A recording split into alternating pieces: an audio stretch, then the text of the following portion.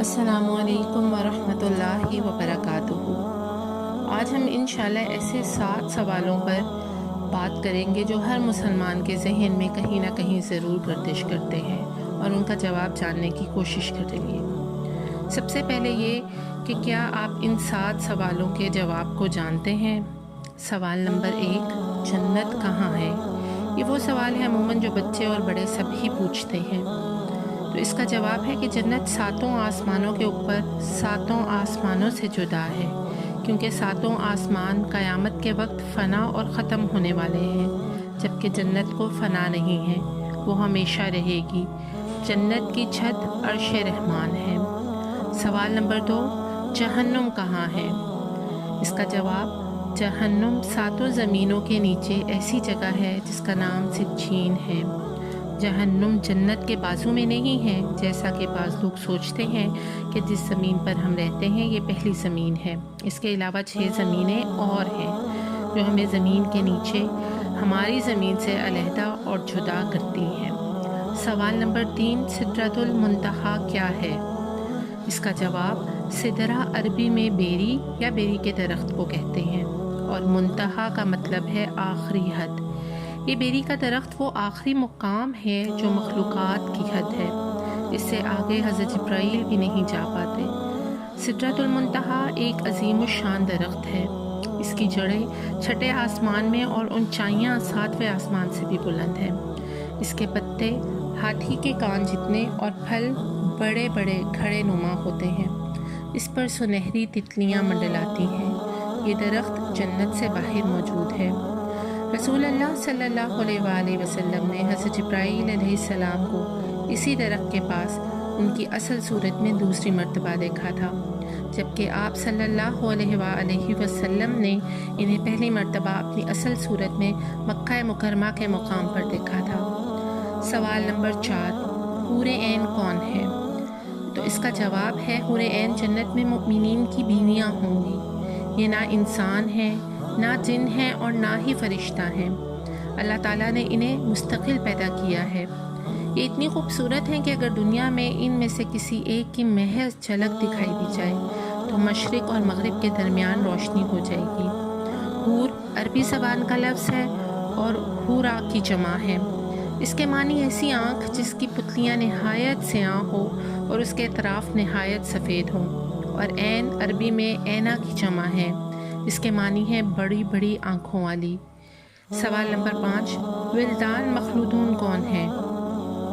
اس کا جواب یہ ہے کہ اہل جنت کے خادم ہیں۔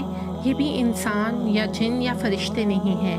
انہیں اللہ نے اہل جنت کی خدمت کے لیے مستقل پیدا کیا ہے۔ یہ ہمیشہ ایک ہی عمر کے یعنی بچے ہی رہیں گے، اسی لیے انہیں الولدان مخلودون کہا جاتا ہے۔ سب سے کم درجے کے جنتی کو 10,000 ولدان مخلودون عطا ہوں گے۔ سبحان اللہ۔ سوال نمبر 6، آراف کیا ہے؟ جواب، جنت کی چوڑی فصیل کو آراف کہتے ہیں۔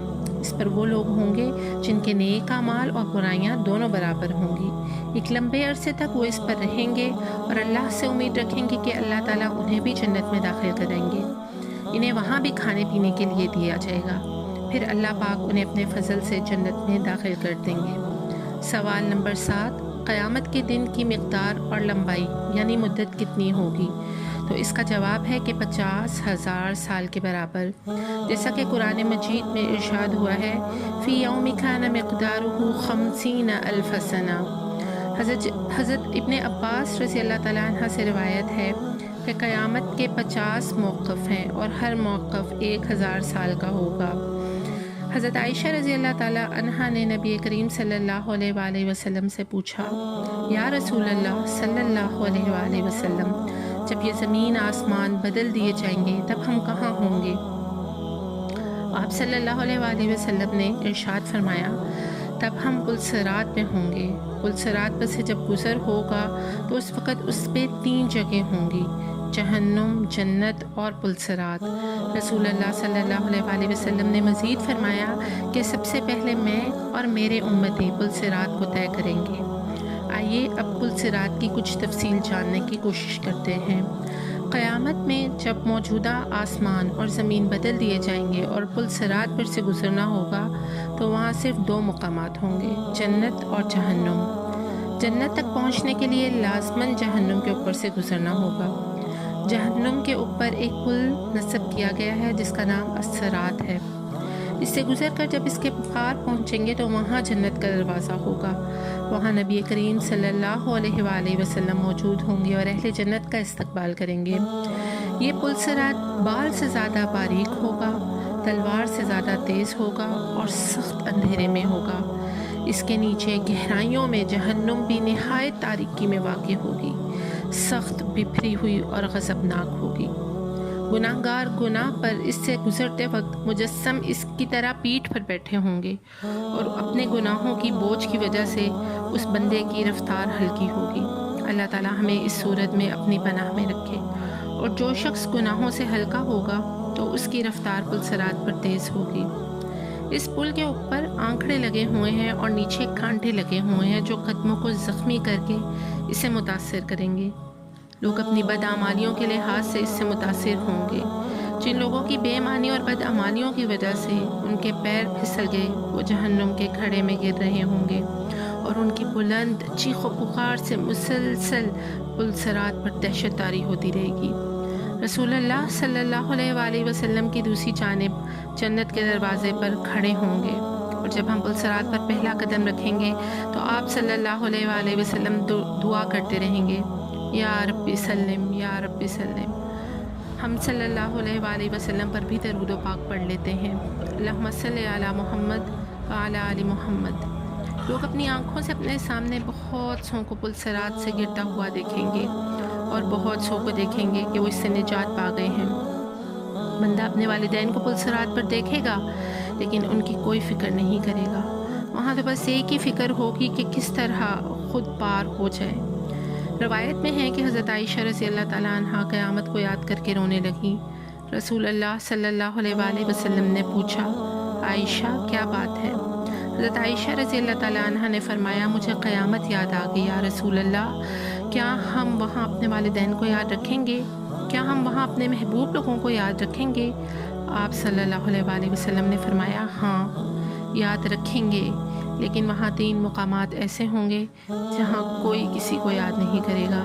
ایک وہ جب کسی کے اعمال تولے جائیں گے، دوسرا وہ جب نامہ اعمال دیے جا رہے ہوں گے، اور تیسرا جب پل صراط پر ہوں گے۔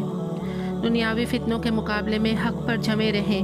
دنیاوی فتنے تو سیراب ہیں، ان کے مقابلے میں ہمیں مجاہدہ کرنا ہی ہے اور ایک دوسرے کی جنت حاصل کرنے پہ مدد کرنی ہے، جس کی وسعت آسمان اور زمین سے بھی بڑھی ہوئی ہے۔ اس پیغام کو آگے بڑھائیے، صدقہ جاریہ کی نیت سے اس کو شیئر کرنا نہ بھولیں۔ جاتے جاتے اللہ سے دعا کرتے ہیں کہ یا اللہ ہمیں ان خوش نصیبوں میں کر دیجئے جو پل صراط کو آسانی سے پار کر لیں گے۔